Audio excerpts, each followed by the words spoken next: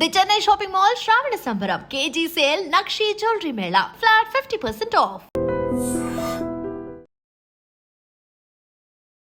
నమస్కారం అండి. నమస్తే. మీ పేరు? సహస్ర తిరుమల శెట్టి. సహస్ర గారు, సామర్లకోటలో ఒక ఇన్సిడెంట్ జరిగింది తెలుసా? పాపం తల్లిని అలాగే ఇద్దరు పిల్లల్ని అతి కిరాతకంగా చంపాడు ఎఫ్ఐఆర్ పెట్టుకున్న ఒక వ్యక్తి. అంత అవసరం ఏముంది? చంపాల్సిన అవసరం ఏముంది? నీతో ఎఫ్ఐఆర్ ఉంటే నువ్వు ఆమె వరకే చంపు. ఆమె పిల్లల్ని చంపడానికి నీకు ఏ రైట్స్ ఉన్నాయి? నీకు ఏ అధికారం ఉంది? ఇంకా భర్త అదృష్టవంతుడు, వాడి ఇంట్లో లేనట్టున్నాడు, తప్పించుకున్నాడు. నీకు అసలు ఏ రైట్స్ ఉన్నాయి? నీతోటి ఫిజికల్ గా సంబంధం పెట్టుకున్న అమ్మాయి నీకు అన్యాయం చేస్తే, నీతోటి మాట్లాడకపోతే, అయినా వేరే వాడి పెళ్ళంతో నీకేంట్రా సంబంధం? వేరే వాడి పెళ్ళం, వేరే బిడ్డలకి తల్లి, దాంతో నీకేంట్రా సంబంధం? పెట్టుకుంటే పెట్టుకో, లేకపోతే వదిలే. అంతేగాని చంపుతావా? నువ్వు దానిని చంపు, లేదా నువ్వు చావు. అంతేగాని మధ్యలో పిల్లలు ఏం చేశారా? పిల్లలు ఏం చేశారనేసి పిల్లల్ని నువ్వు చంపావు. పిల్లల్ని చంపే రైట్స్ నీకు ఎక్కడవి? అంటే చిన్నమ్మాయిని తొక్కితే పక్కటేమో కిరిగింది, పెద్దమ్మాయి తలకాయ మొత్తం నుజ్జు చేశాడు తల పగలు కొట్టి సుత్తుతో. ఇంత కిరాతకంగా ఈ మధ్యకాలంలో అసలు ఎలా తయారవుతారు మనిషి? అసలు ఇంత కిరాతకంగా చంపడానికి నీకు చేతులు ఎలా వచ్చాయి? నీకు మనసు ఎలా వచ్చింది? అందుకనే మిమ్మల్ని ఒక్కొక్కరికి కాలు చెయ్యి తీసి రోడ్డు మీద వేయాలి, ఇటువంటి చట్టాలు రావాలి, ఇటువంటి న్యాయాలు రావాలి అని నేను పోరాడుతున్నాను. అది ఆ మహిళ కానీ పురుషుడు కానీ ఎవరైనా కానీ ఒక నిండు ప్రాణాన్ని అన్యాయంగా తీస్తే, అటువంటి నిండు ప్రాణాన్ని అన్యాయంగా తీసిన ఒక ముద్దాయికి లోపలేసి కూర్చోబెట్టి మేపకుండా కాళ్ళు చెయ్యి తీసి రోడ్డు మీద పడేయాలి. ఇటువంటి కిరాతకుడికి, ఇటువంటి మూర్ఖుడికి కాళ్ళు చెయ్యి తీసి రోడ్డు మీద పడేస్తే గానీ అది ఏంటంటే సరైన న్యాయం జరిగినట్టు. పసిపిల్లల్ని చంపడం ఏంట్రా? ఆడపిల్లలు రా, అందుట్లో అమ్మలు అవుతారు రా వాళ్ళు. రేపటి రోజున ఒక దేశానికి ఒక పౌరులను ఇస్తారా ఆ మహిళలు. అటువంటి మహిళలను చంపడానికి నీకు చేతులు ఎలా వచ్చినాయి? మనసు ఎలా ఒప్పింది? ఇంత కసాయితనంగా ఎందుకు మారావు నువ్వు? రేపు నిన్ను లోపలేస్తూ ఉంటారుగా. తోందనం అసలు ఆల్రెడీ తోండం మొదలుపెట్టే ఉంటారు. ఇన్సిడెంట్లు జరిగినా కానీ ఎందుకు వీళ్ళు అసలు భయపడట్లేదు? ఎక్కడ చూసినా ఈ ఎఫ్ఐఆర్ కోసం మర్డర్ చేసుకోవడము, ఇల్లీగల్ ఇన్సిడెంట్లే జరుగుతున్నాయి. ఏం లేదు, చొక్కా వేసుకున్నంత ఈజీగా స్టేషన్కి వెళ్ళి బయటకు వస్తున్నారు. ఇప్పుడు ఒక సినిమా షూటింగ్ లో చొక్కా ఎట్ట మారుస్తాడు కదా హీరో, అట్ట మారుస్తారు కదా క్యారెక్టర్ ఆర్టిస్టులు, అట్లాగే చొక్కా వేసుకున్నంత ఈజీగా పోలీస్ స్టేషన్కి వెళ్ళి వస్తున్నాడు. అక్కడ సరైన న్యాయాలు లేవు, సరైన చట్టాలు లేవు. దాని మీద ఏంటంటే వీళ్ళకి వెళ్ళి రావడం ఈజీ అయిపోయింది.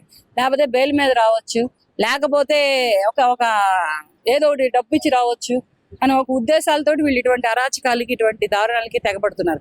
శుభ్రంగా నీ బ్రతుకు నువ్వు ఎక్కడ బ్రతికినా బ్రతికేవాడు. నీకు లేరా పెళ్ళాం పిల్లలు? సరే పెళ్లి కాకపోతే ఒక మంచి అమ్మాయిని చూసి పెళ్లి చేసుకో. ఈ పిల్లల తల్లితోటి నీకెందుకు?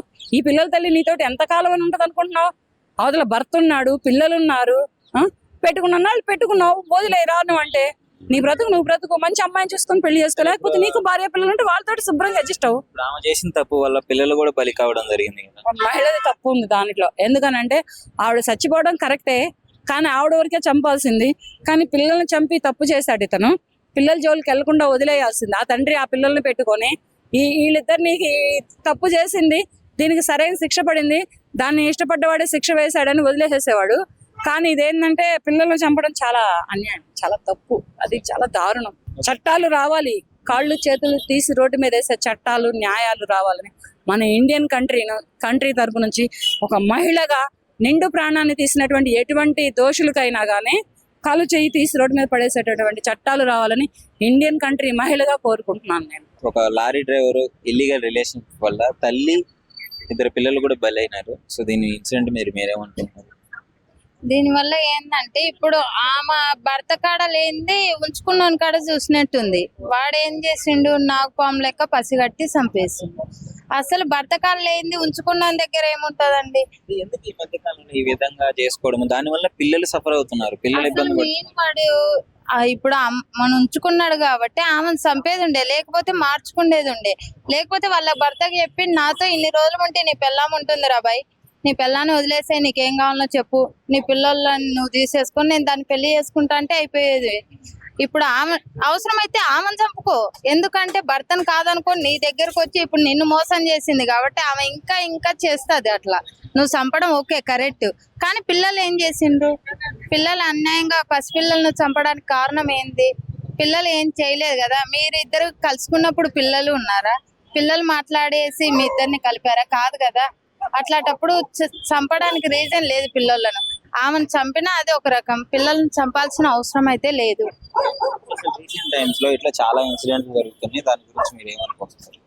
దాని గురించి ఇప్పుడు ఇట్లా చంపిన వాళ్ళను బయటికి కొద్ది రోజుల తర్వాత బయటకు వదిలేస్తుండ్రు కాబట్టి ఇది నార్మలే. ఈ వద్దు చంపుతాం మళ్ళీ ఒక సంవత్సరం లోపు ఎట్లయినా ఏదో ఒక నెలలో, సంవత్సరానికి ఏదో ఒక నెల అయితే బయటకు వస్తాం, డబ్బులు కట్టి మా వాళ్ళు రిలీజ్ చేసి బయటికి తీసుకొస్తారు అని ఒక మైండ్ సెట్ తో వీళ్ళు ఇవన్నీ చేస్తుండ్రు. కానీ ఇట్లా అన్యాయంగా చంపిన వాళ్ళను జైల్లో ఉరిశిక్ష ఒకరిని తీస్తే నెక్స్ట్ ఇట్లా చేయరు.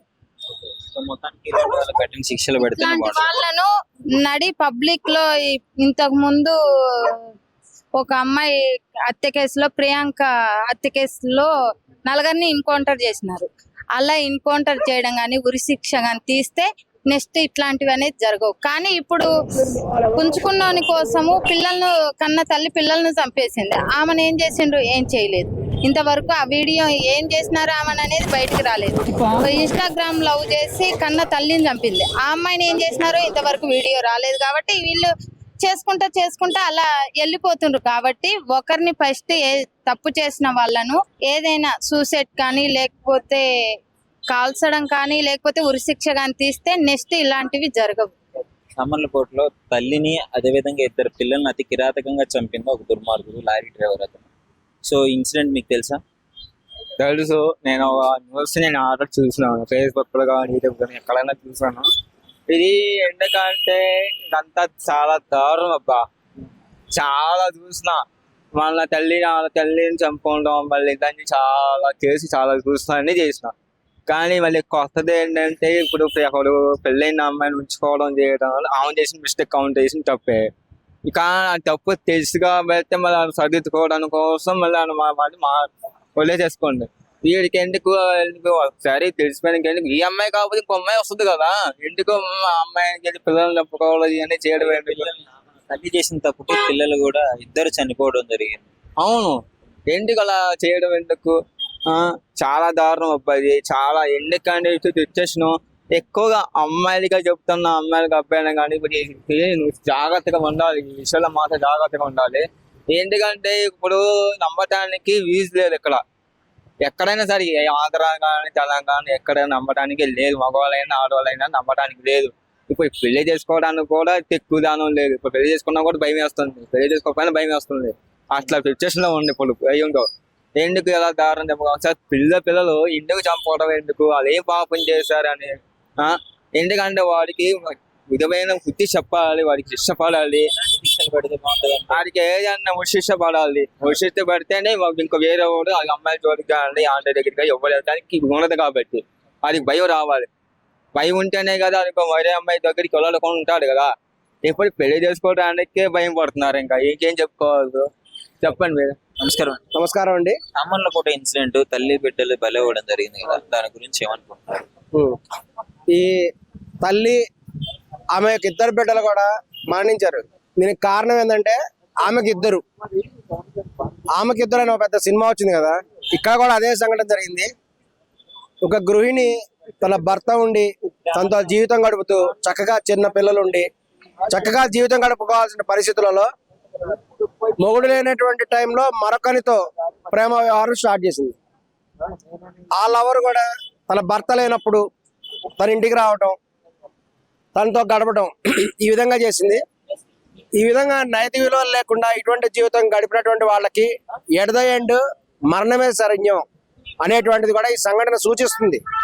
పిల్లలు ఏం చేశారు పాపం? ఇక్కడ దురదృష్టకరం ఏంటంటే పిల్లలు మరణించడం అనేటువంటిది చాలా బాధగా ఉంది అందరికి కూడా.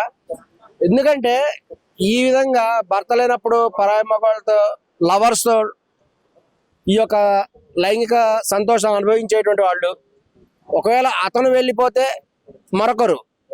కొంతమంది ఇక్కడ అనేది ఏంటంటే ఆ లవర్కి కోపం వచ్చింది ఎందుకంటే ఆమెకి ఇంకొకళ్ళు కొత్త వాళ్ళతో మాట్లాడుతుంది, కొత్త లవర్ని స్టార్ట్ చేసింది అనేటువంటి ఇన్ఫర్మేషన్ జరిగింది. కానీ కొంతమంది అనేది ఏంటంటే ఆమె భర్తకి ఇన్ఫర్మేషన్ తెలిసింది, ఆమెకు లవర్ ఉన్నాడు అనేటువంటి సంగతి. అప్పటి నుంచి ఆమె దూరం పెట్టింది. అంటే ఇక్కడ ఏంది, ఆమెకి భర్తకి లవర్ ఉన్నాడని తెలిసింది, భార్యకి. అక్కడ గొడవ జరిగింది. కానీ ఆమెకు ఆల్రెడీ ఉన్నటువంటి లవర్కి ఆమెకి ఇంకొక కొత్త లవర్ వచ్చాడని తెలిసింది. అతనికి కోపం వచ్చింది. ఇంకేం చేశాడు లవరు, ఆమెను ఎతికితే ఆమె ఏంటంటే బయట తలుపు తాళం వేసేసి వెనక నుంచి దొడ్డిదోవలో నుంచి లోపలికి వెళ్ళి జీవితం గడుపుతుంది. ఇటువంటివి నైతిక విలువలు లేనటువంటి వాళ్ళందరికీ కూడా చివరికి ఇటువంటి హత్య పరిణామాలకే దారితీస్తుంది. ఇది నిజంగా దీన్ని చూసి కూడా అందరూ తెలుసుకోవాలి. ఆడవాళ్ళు ఈ మధ్య హత్యలు చేస్తున్నారు కదా, ఒకవేళ ఆమె లవర్ చంపకపోతే ఆమె భర్త చంపేవాడేమో ఆమె. ఇట్లాగా అనేక మందితో లైంగిక సంబంధాలు కొనసాగిస్తూ అక్రమ సంబంధాలు పెట్టుకునేటువంటి ఆడవాళ్ళకి ఇదే హెచ్చరిక. ఇది ఎట్ ద ఎండ్ ఏంటంటే హత్యలకు దారితీస్తుంది, మీ యొక్క మరణానికి దారితీస్తుంది. తస్మాత్ జాగ్రత్త. మీ యొక్క లైంగిక సుఖాల కోసం మీ పిల్లల్ని నాశనం చేయొద్దని చెప్తున్నాం. ఇప్పుడు అన్యాయంగా చిన్న చిన్న పిల్లలు వాళ్ళు ఏం తప్పు చేశారు, వాళ్ళకి ఏం తెలుసు. ఈమె వల్ల ఆమె పిల్లలు కూడా ప్రాణాలు కోల్పోయారు. ఇది నిజంగా చాలా బాధగా ఉంది. నైతికంగా చూస్తే అటువంటి ఆడవాళ్ళు చచ్చిపోవడం మంచిది. అటువంటి ఆడవాళ్ళు బతుకుంటే కొత్త లవరు, ఆ లవర్ అయిపోయిన తర్వాత ఇంకొక లవరు, ఇట్లా ఆమెకు 10 మంది ఇలా తయారవుతారు చివరికి. మొత్తానికి ఇలాంటి వాళ్ళకి కఠిన శిక్షలు చట్టపరంగా పడితేనే ఇంకా చేసే వాళ్ళకి బాగుంటది అంటున్నారు కదా. చట్టపరంగా పడవు. చట్టపరంగా ఆమెకి ఎటువంటి శిక్ష పడదు.